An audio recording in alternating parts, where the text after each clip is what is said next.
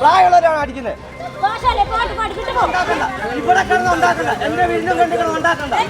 വാഹനത്തിന് സൈഡ് കൊടുത്തപ്പോൾ ഒരു വാഹനം മറ്റൊരു വാഹനത്തിൽ ഉരഞ്ഞതായി പരാതി. ഒരു വാഹനത്തിലുണ്ടായിരുന്നവർ ഇറങ്ങി മറ്റേ വാഹനത്തിലുണ്ടായിരുന്ന വൃദ്ധനടക്കമുള്ള യാത്രക്കാരെ മർദ്ദിച്ചു.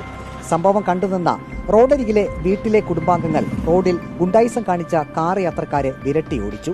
പത്തനംതിട്ട റാന്നി ബ്ലോക്ക് പടി തെക്കേപ്പുറത്താണ് സംഭവം. തങ്ങളുടെ വീടിന്റെ മുറ്റത്ത് ഗുണ്ടായിസം നടക്കില്ലെന്നും കാർ എടുത്ത് സ്ഥലം വിട്ടു പോകാനും വീട്ടുകാരുടെ മുന്നറിയിപ്പ്.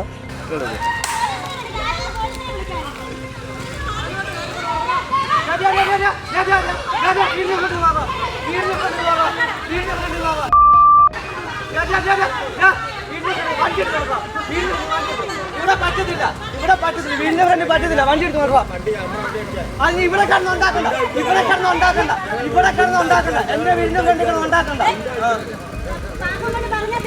ഇവിടെ പറ്റത്തില്ല, വീടിന്റെ ഫ്രണ്ട് പറ്റത്തില്ല. മാറി നാട്ടിൽ ഉണ്ടാക്കണ്ട.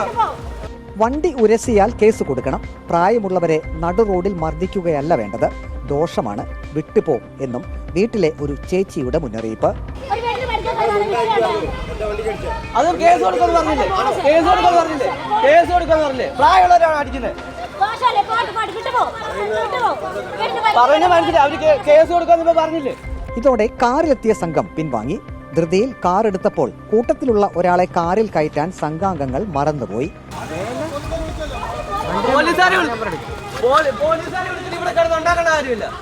എടുത്തെടുത്ത്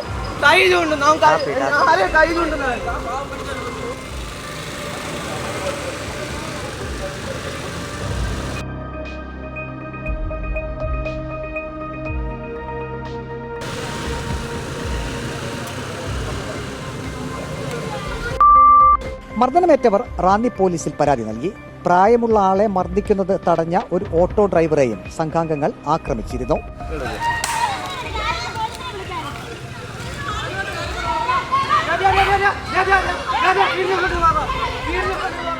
റിപ്പോർട്ടർ പത്തനംതിട്ട.